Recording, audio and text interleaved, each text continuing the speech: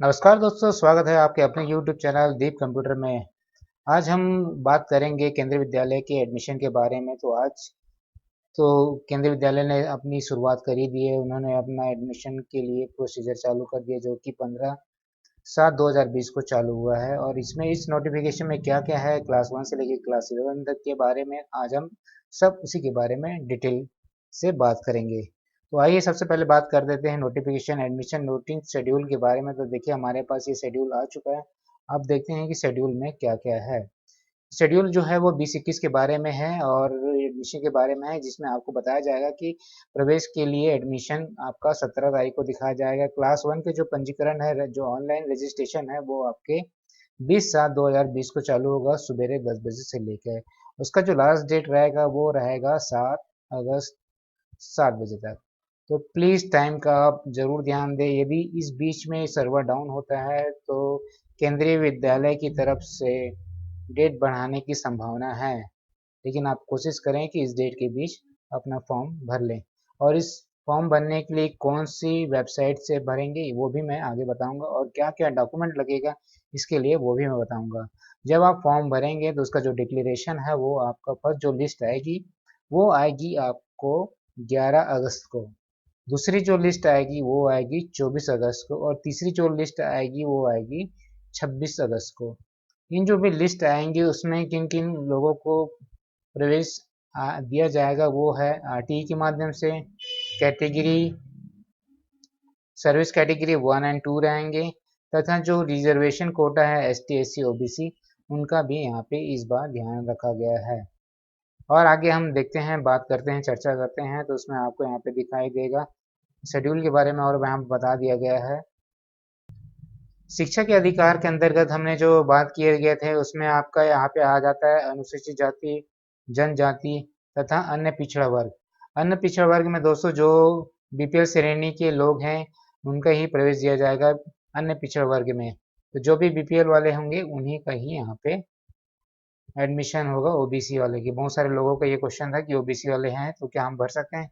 यदि वो बीपीएल श्रेणी के अंतर्गत आते हैं तो जरूर भर सकते हैं आप। आरटीई के लिए आरटी का तो आप रूल रेगुलेशन जानते हैं कि आपके 5 से 7 या 8 किलोमीटर के रेडियस में आपके वो स्कूल होने चाहिए, तभी आप यहाँ पे भर सकते हैं। और इसमें जो अहम बात है, जो बाकी जो क्लास है क्लास 2 से लेकर क्लास 11 तक है, उनका ऑनलाइन पंजीयन नहीं होगा। उनका जो है फॉर्म आपको ऑफलाइन ही भरना पड़ेगा। इसमें जो रहेगा क्लास रजिस्ट्रेशन क्लास 2 से लेके ऑनवर्ड्स, उसका रहेगा वो है ऑफलाइन। ऑफलाइन की जो तिथि दी गई है वो आपकी 20/7/2020 से लेके 25/7/2020 तक के बीच में आप उनका ऑफलाइन फॉर्म भर सकते हैं। मतलब आप जाके स्कूल से फॉर्म लीजिए, उससे आप डिटेल डालिए, अपने डॉक्यूमेंट्स डालिए, और यहाँ पे 20 तारीख से 25 तारीख के बीच जाके जमा कर दीजिएगा। और और नीचे आते हैं, हम देते हैं और जो सूचना दी गई है उसमें क्या क्या दिया गया है आगे देख लेते हैं। जो आगे की क्लास की जो तिथि है उनका जो डिक्लेरेशन होगा, जो लिस्ट टंगेगी वो 29/7 को टंगेगी, शाम को 4 बजे तक आप जाके दे सकते हैं।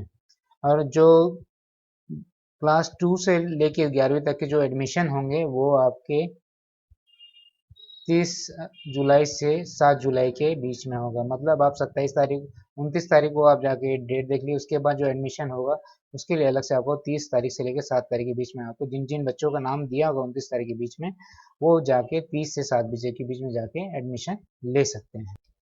तो हमने सभी बातें तो कर ली शेड्यूल के बारे में कि कब भरा जाएगा, कैसे कहाँ भरा जाएगा, कब देखा जाएगा, लेकिन भरना कैसे है और कौन से वेबसाइट से भरना है वो मैं आपको बताता हूँ। जो क्लास 1 के जो एकेडमिक सेशन जो 2021 के जो सेशन है वो आपके बाय रजिस्ट्रेशन जो करवाने हैं आपके जो 2021 के, वो जो वेबसाइट है वो है आपका ये वाला है KVS online admission.kv.in में जाके आप एडमिशन करा सकते हैं।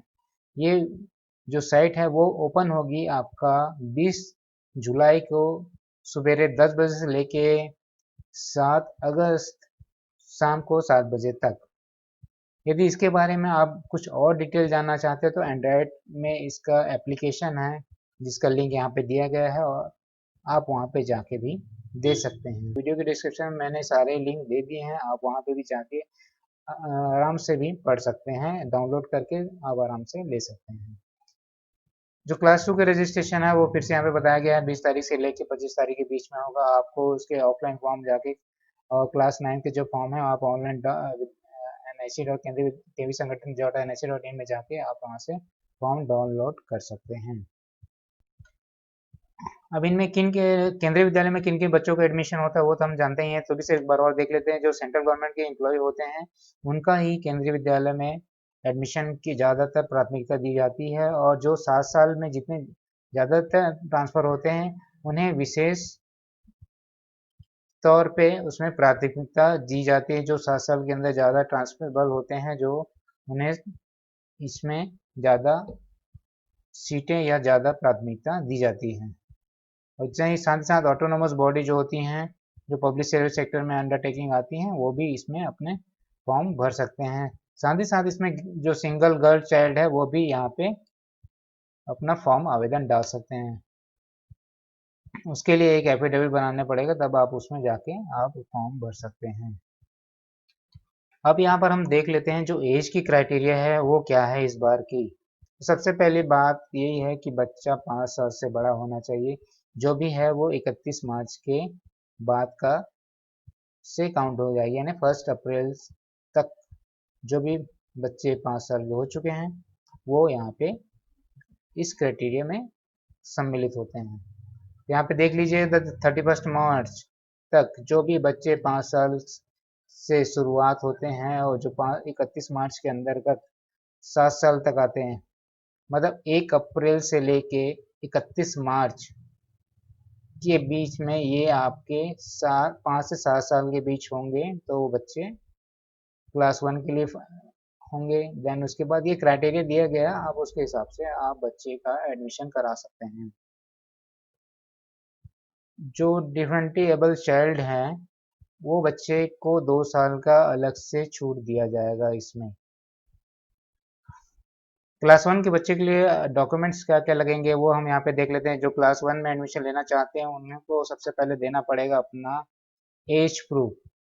एज प्रूफ आप यहाँ पे दे सकते हैं। जो नोटिफाइड काउंसिल है आप वहाँ का होना चाहिए, या तो फिर म्यूनसिपलिटी से द्वारा होना चाहिए, कॉरपोरेशन से, या फिर विलेज पंचायत से लिखा गया हो, या मिलिट्री हॉस्पिटल से।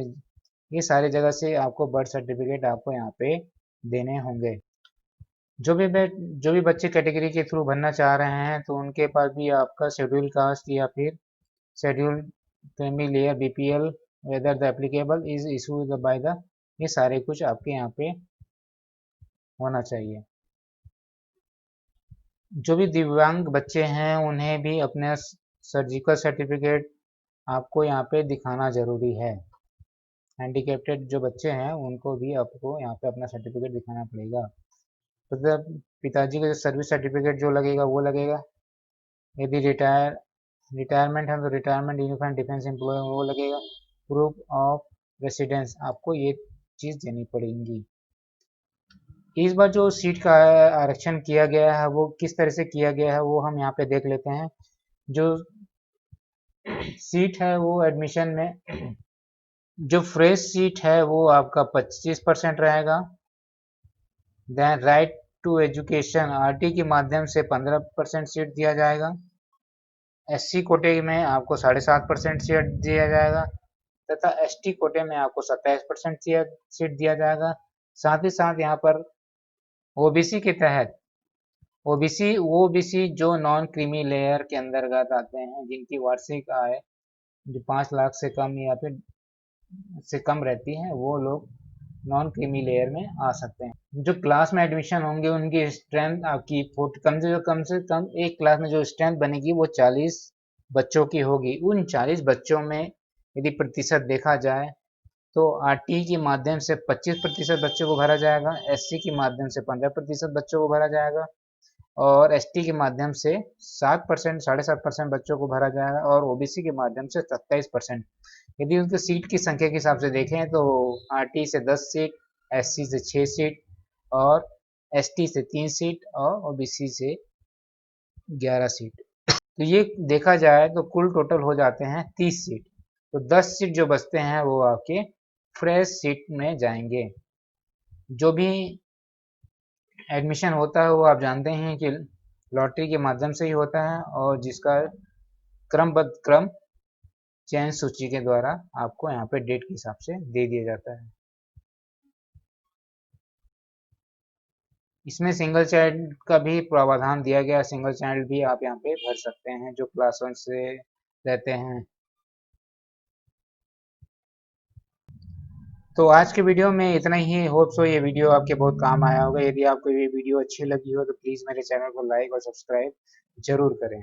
और मैं 20 तारीख को और मैं 20 तारीख को यहाँ पर ऑनलाइन फॉर्म कैसे भरा जाता है उसका भी वीडियो यहाँ पे जरूर डालूंगा। तो प्लीज़ आप यदि ये वीडियो देखना चाहेंगे तो आप मेरे चैनल को सब्सक्राइब करें, ताकि सबसे पहले आपको नोटिफिकेशन के द्वारा आपको ये पता चले जाए कि आपको ये वाला फॉर्म कैसे भरना है। तो टेक केयर सभी दोस्त। तो इसी के साथ मैं विदा लेता हूँ। कृपया अपने स्वास्थ्य का ध्यान रखें। धन्यवाद।